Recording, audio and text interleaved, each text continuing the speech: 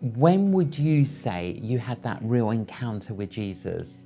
I would definitely say it was 1982. We had a visit at Holy Trinity Brompton from John Member. Yes. And the first night he spoke just to the leaders, which I wasn't, but the second night on the Tuesday, they opened up our church hall to anyone who wanted to come. And he was speaking on the gift of healing.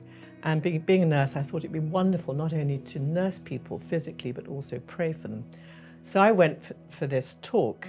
And after the coffee break, he had words of knowledge, first of all, for athlete's foot, which was an interesting word of knowledge. Then he had words of knowledge for people with back complaints. And the final word he gave was there's someone in the room who's fallen from a height onto stony ground.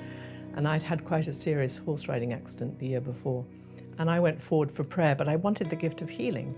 And I didn't know that God could do more than one thing at a time. So I burst into tears, and the team sweetly said, look, you close your eyes, we'll do the praying and leave it to the Holy Spirit.